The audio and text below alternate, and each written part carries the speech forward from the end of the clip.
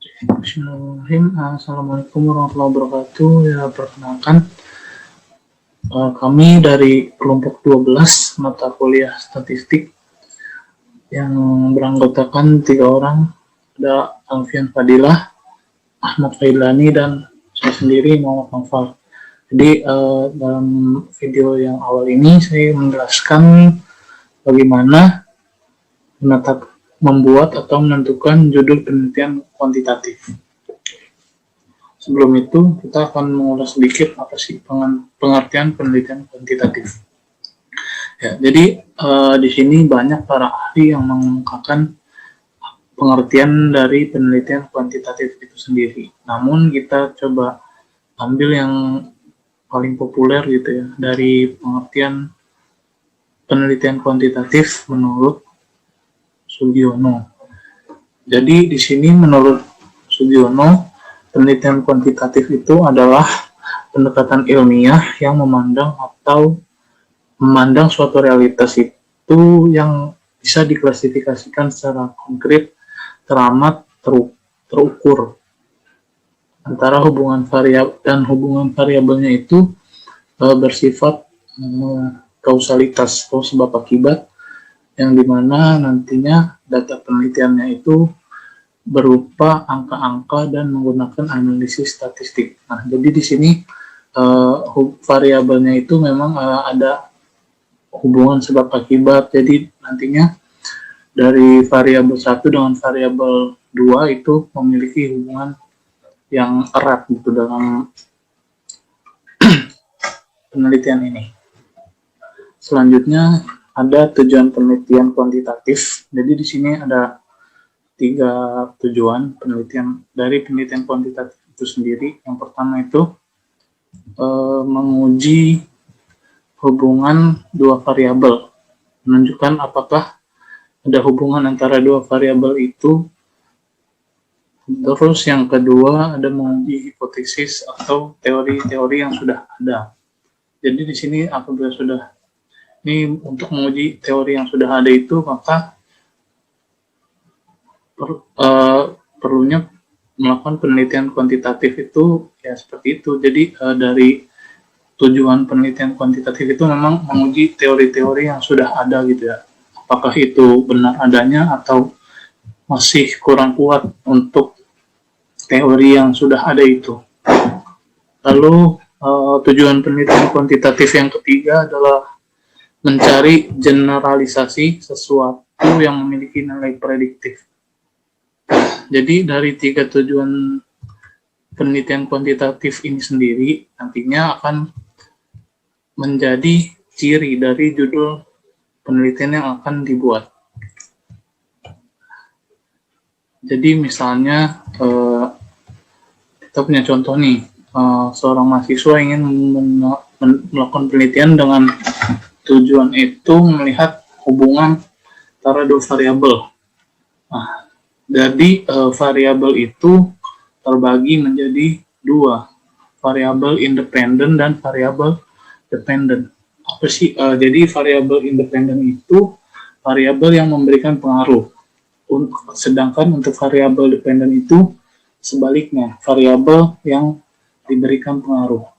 Contohnya untuk kelompok kami itu ada judul dampak pandemi COVID terhadap intensitas majelis taklim. Nah, di sini variabel independennya itu pandemi COVID dan variabel dependennya itu intensitas majelis taklim. Nah, jadi dari kedua variabel ini kita mau lihat nih seberapa hubungan 2 variabel ini seperti apa. Dari peneliti itu, dari mahasiswa itu akan meneliti pengaruh dari variabel 1 dan terhadap variabel 2 itu seperti apa. Makanya dari 2 variabel itu disisipkan kata dampak agar semakin terlihat seberapa besar hubungan antara variabel 1 dan 2. Maka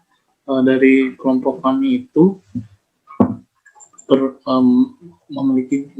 menentukan judul penelitian dampak pandemi COVID-19 terhadap intensitas majelis taklim.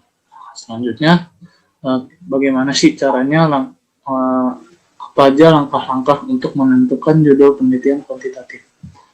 Oke, yang pertama itu ada menentukan masalah. Jadi, sudah pasti sebelum membuat judul kita harus menentukan beberapa masalah terlebih dahulu. Ya, jadi jangan terbalik gitu ya. Jadi kadang dari kita juga suka salah kaprah, salah pemahaman gitu ya. Jadi kita cari judulnya dulu baru buat masalahnya.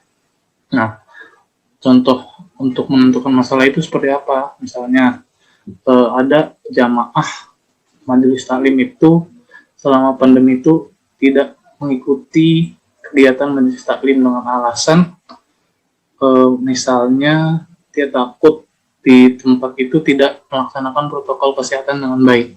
Nah, jadi itu disebut masalah. Jadi setelah itu jika sudah ditemukan masalahnya lalu kita himpun, nah kita tulis dari contoh yang tadi salah satu masalahnya itu jamaah itu takut apabila dalam kegiatan majelis taklim itu pelaksanaan protokol kesehatannya itu tidak sesuai gitu.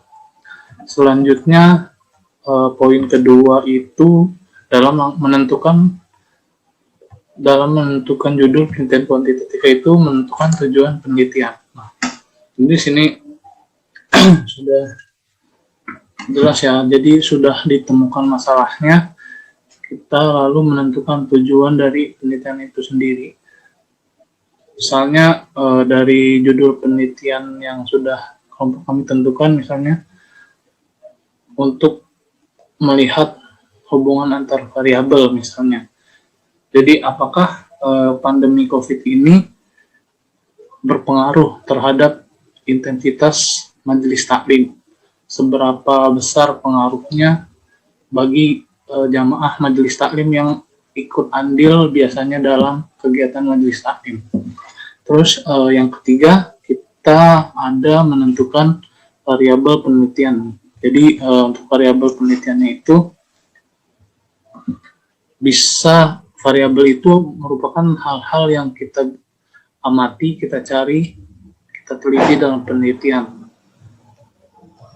Jadi paling tidak ada 2 variabel dalam penelitian itu, yaitu yang sudah dijelaskan di awal tadi, yaitu variabel independen dan dependen. Nah, jadi misal variabel independennya itu tadi pandemi COVID, dan dependennya itu intensitas majelis taklim. Lalu jika sudah semua, yang terakhir baru kita susun judulnya. Nah, jika sudah melakukan langkah-langkah yang sudah disebutkan 3 sebelumnya, seperti tadi menentukan masalah, tujuan penelitian, menyusun variabel, nah baru kita bisa mudah gitu dalam menyusun judulnya. Tadi kan kata yang mewakili dari tujuan penelitian itu dampak gitu ya. Dan variabel satunya itu pandemi COVID-19, dan variabel keduanya itu intensitas majelis taklim. Nah, jadi kita bisa tentukan dari beberapa komponen yang sudah kita susun tadi menjadi sebuah judul dengan judul dampak pandemi COVID-19 terhadap intensitas majelis taklim. Kurang lebihnya mungkin ini yang bisa saya paparkan mengenai langkah-langkah dalam menentukan judul penelitian kuantitatif. Kurang lebihnya, maaf, bisa kita lanjutkan untuk menentukan bagaimana langkah-langkah untuk menentukan latar belakang penelitian kuantitatif. Teman-teman, kita semua tahu Indonesia adalah negara dengan mayoritas penduduknya muslim terbesar di dunia. Mayoritas penduduk Indonesia adalah 80%-nya adalah beragama Islam. Itu artinya kita akan banyak menemukan kegiatan-kegiatan, aktivitas-aktivitas keagamaan seperti majelis-majelis taklim yang ada di Indonesia. Sejak pertama kali kasus COVID muncul di Indonesia dan kasusnya terus membludak dengan peningkatan yang sangat pesat dan juga sangat cepat, pemerintah melakukan berbagai macam cara untuk menekan penyebaran COVID yang ada di Indonesia dan menekan bagaimana COVID itu tidak tersebar terlalu banyak. Karena itu pemerintah mengeluarkan berbagai macam kebijakan, yang salah satu kebijakannya adalah pembatasan sosial berskala besar.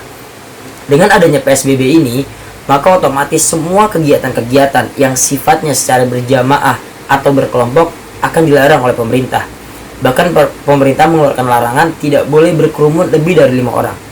Itu artinya semua kegiatan-kegiatan keagamaan, khususnya yang beragama Islam atau majelis-majelis taklim, itu harus ditutup untuk sementara karena tidak diizinkan dalam melakukan pelarangan PSBB. Karena itu kelompok kami dari kelompok 4 melakukan penelitian bagaimana dampak COVID-19 terhadap intensitas majelis taklim yang ada di Indonesia, karena sudah pasti akan sangat berpengaruh. Karena itu kami memilih tema ini untuk melihat bagaimana responnya dari masyarakat pro atau kontra terhadap pengadaan yang dijelasin sama saudara Alfian itu, bagaimana kita menyusun dan juga mengkonsepkan serta mengembangkan yang nantinya akan terbentuk sebuah latar belakang dalam sebuah penelitian. Nah, kalau sekarang gimana caranya kita menyusun dan juga langkah-langkahnya hingga akhirnya kita membentuk sebuah rumusan. Nah, buat yang pertama teman-teman, ketahui apa masalah yang ingin kamu angkat, yang mana nantinya mendukung dan bisa ditindaklanjuti oleh penelitianmu. Kalau misalkan di sini kita kan masalah kita itu pandemi COVID-19 terhadap intensitas majelis taklim di kalangan masyarakat sekitar.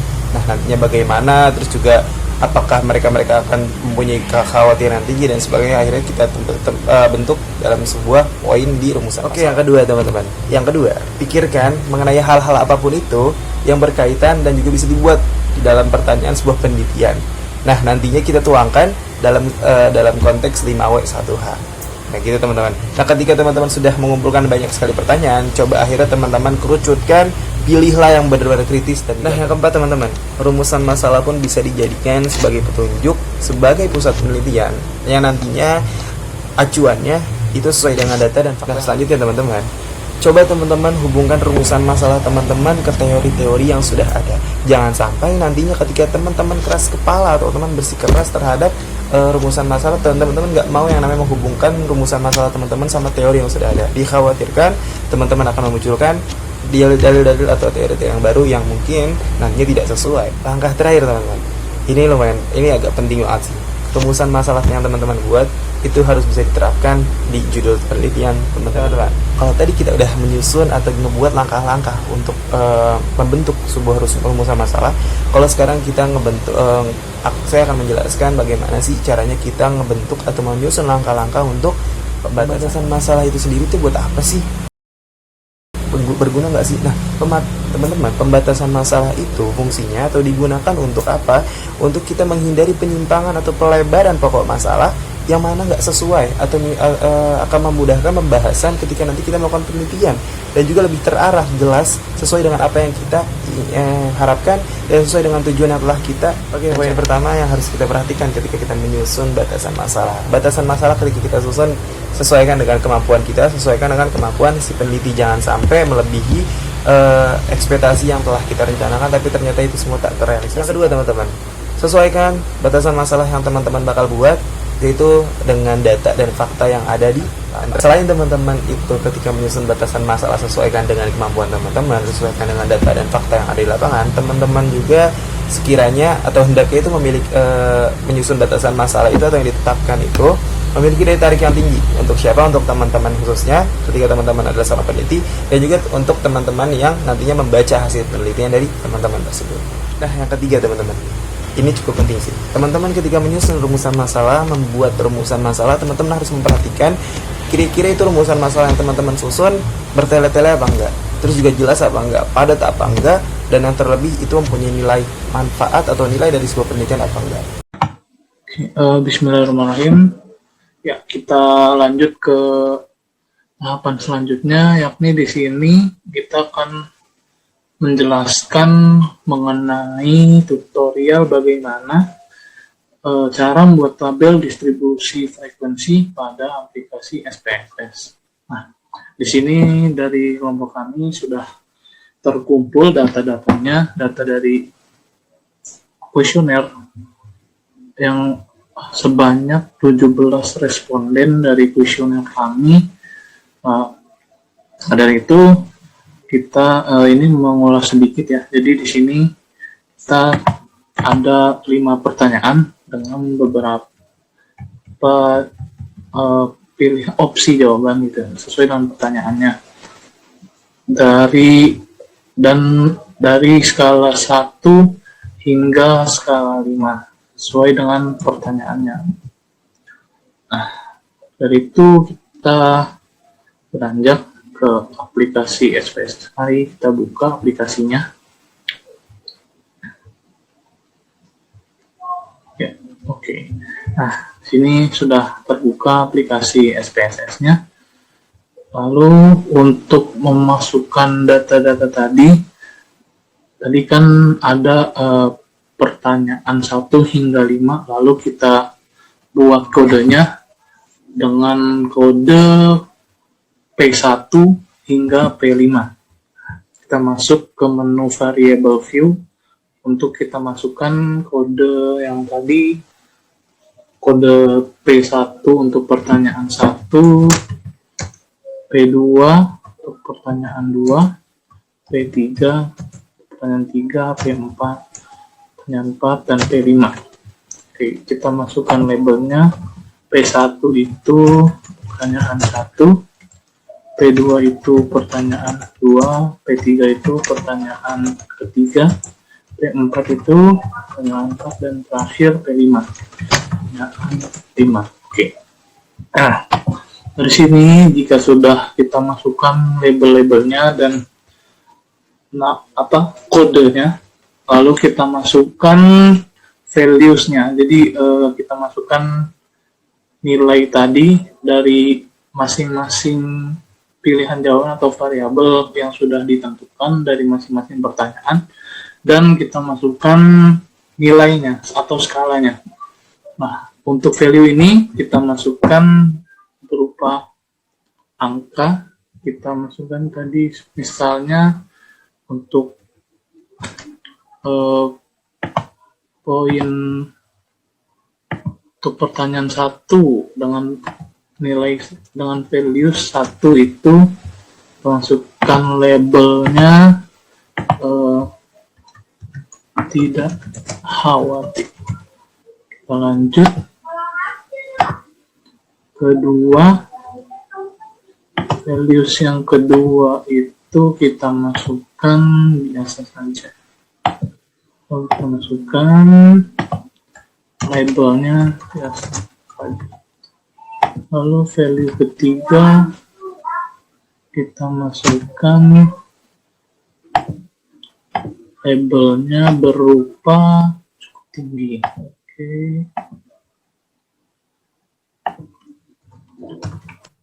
Kita masuk keempat yaitu tinggi. Labelnya itu tinggi. Kita klik add lagi dan terima sama, labelnya itu sama. Kita klik add, lalu kita klik OK. Nah, jika sudah pertanyaan 1, kita beranjak pertanyaan kedua untuk value-nya. Value 1 dengan label berkurang. Klik add. Value 2 itu kita masukkan kurang. Kita klik add lagi. Value 3 kita masukkan biasa saja. Kita klik add lagi. Value keempat kita masukkan ramai. Kita klik add lagi, dan value kelima kita masukkan labelnya itu sangat ramai, lalu kita klik add. Sudah terkumpul seperti ini, kita klik OK. Begitu seterusnya hingga P5. tergantung dari masing-masing variabel pada pertanyaan. Kita masukkan lagi P3 itu value satunya dengan label, sedangkan value 2 itu value 3 dengan label ini. Kita klik add. Value 4 kita masukkan label tinggi, kita sudah sesuaikan dengan variabel pada pertanyaannya. Value 5 kita masukkan label tinggi, kita klik add lagi. Sudah seperti ini, seperti biasa kita klik OK. Kita lanjut ke P4. Masukkan value 1, label tidak terang, klik add. Value 2 jarang labelnya, kita masuk klik add lagi. Value 3 kadang klik add lagi. Value 4 dengan label rutin, kita klik add lagi. Dan value 5 dengan label sangat rutin, kita klik add lagi. Lalu kita klik OK. Lanjut value pertanyaan kelima, value 1 itu sangat tidak setuju, kita klik add. 2 itu tidak setuju, klik add lagi. Variabel value 3 dengan label kurang setuju. Value keempat kita masukkan label setuju, dan value 5 sangat setuju. Oke, kita klik add. Sudah semua, lalu kita klik OK. Nah, jika sudah seperti ini, kita kembali ke menu data view. Jadi sudah tampil seperti ini. Variabel-variabelnya mulai dari tadi kita masukkan kode P1, pertanyaan 1 hingga P2 untuk pertanyaan 2, P3 untuk pertanyaan 3, P4 untuk pertanyaan 4, dan P5 untuk pertanyaan kelima. Nah, jika sudah seperti ini, lalu kita masukkan data yang dari Excel tadi berupa skala. Nah, ini kita masukkan skalanya. Kita mulai dari skala yang P1, kita copy, kita klik Ctrl C, lalu kita paste ke SPSS-nya. Kita klik Ctrl V. Nah, sudah tampil di sini untuk yang P1-nya. Kita lanjut ke P2, kita lakukan langkah yang sama, kita copy skalanya, kita klik Ctrl C, kita masukkan ke sini, ke SPSS-nya, kita Ctrl V, sudah tampil. Kita lakukan begitu seterusnya dengan langkah yang sama hingga ke P5, skala di P5. Kita copy, kita Ctrl V lagi, kita lakukan lagi untuk P4, kita blok skalanya, kita Ctrl C untuk copy, lalu kita paste di SPSS, Ctrl V. Lalu yang terakhir kita lakukan lagi, kita blok, kita copy, kita klik Ctrl C, lalu kita paste, kita klik Ctrl V pada SPSS. Nah, sudah kita lakukan semuanya, kita sudah copy dan paste data dari Excel dari kelompok kami sudah seperti ini. Lalu langkah selanjutnya kita lakukan klik Analyze, lalu Descriptive Statistic, kita pilih Descriptive Statistic, lalu kita pilih lagi ke Frequencies. Ya, kita klik. Nah, tampil seperti ini. Dari sini kita bisa lihat. Nah, kita klik nih pertanyaan 1 atau P1, kita klik tanda panah ini, kita klik, ya, jadi pindah sini. Atau bisa juga kita langsung blok semuanya, bisa kalian tekan shift lalu klik tanda panah ke bawah atau langsung di blok saja. Kita klik tanda panahnya lagi. Nah, jika sudah seperti ini, lalu kita klik OK. Nah, jika sudah, nanti hasilnya akan seperti ini. Nah, jadi kan terlihat dari kelompok kami ada responden sejumlah 17 orang ini valid gitu ya. Jadi dari pertanyaan 1 hingga pertanyaan 5 ini terlihat nih, siapa beberapa saja yang menjawab biasa saja dengan persentase sekian yang sudah ditampilkan di sini. Ya. Mungkin itu saja yang dapat kami paparkan mengenai langkah-langkah atau tutorial membuat tabel distribusi frekuensi pada aplikasi SPSS. Jika ada kesalahan kata atau kekurangan dalam penjelasan dari kelompok kami, mohon maaf, kurang lebihnya mohon maaf. Assalamualaikum warahmatullahi wabarakatuh.